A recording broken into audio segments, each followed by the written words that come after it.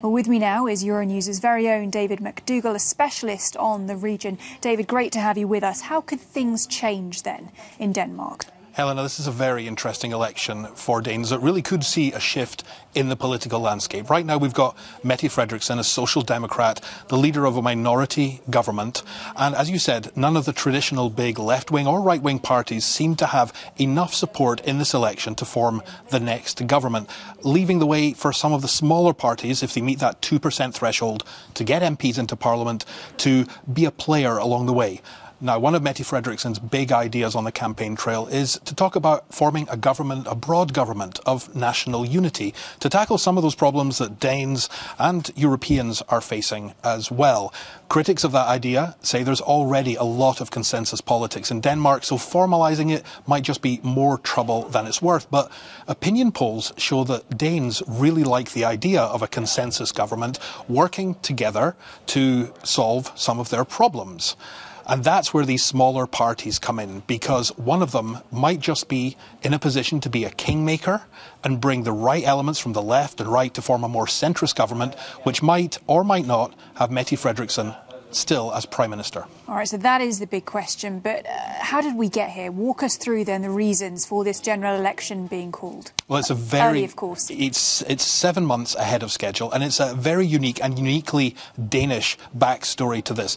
It all goes back to the COVID pandemic, end of 2020, and because there were some legitimate concerns about whether COVID variants might jump from Denmark's mink farms to humans and affect the efficacy of COVID vaccinations, Mette Frederiksen's government announced the culling of 15 million mink at farms all across Denmark. Now, it turns out that her government did not have the powers to do that. They quickly retroactively put those powers in place, but she faced a parliamentary committee, an investigation looking into this. She avoided impeachment, but one of those smaller parties keeping her in power right now said at the start of the summer, look, you need to call a general election within 3 months or we will pull our support from you and force your hand. So she did that, and that's how we've got from the pandemic to mink to voting today. All makes sense now. Many countries, though, it has to be said, are seeing this swing back and forth with elections, going then towards opposition parties. And I just wonder, what is the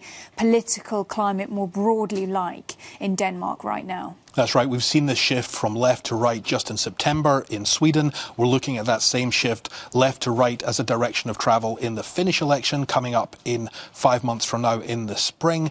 And in Denmark, in particular, there's already been a shift from the left to move their policies more towards the right because it's a way to get votes. And we see that particularly around immigration and crime, and linking immigration and crime. Mette Frederiksen Social Democrats, for example, supporting a policy to outsource all their asylum seekers to Rwanda, exactly the same way that the UK has. And that's something that you couldn't imagine some of the other Social Democrat leaders in the region, whether it was previous Prime Minister Magdalena Andersson in Sweden, Sanna Marin in Finland, they're both also Social Democrats, and this isn't the kind of policy they would do. So the Danes have already, the entire political landscape, shifted to the right ahead of this election because they see that's where some of the votes lie, and that's some of the things that really interest the voters when they go to the polls.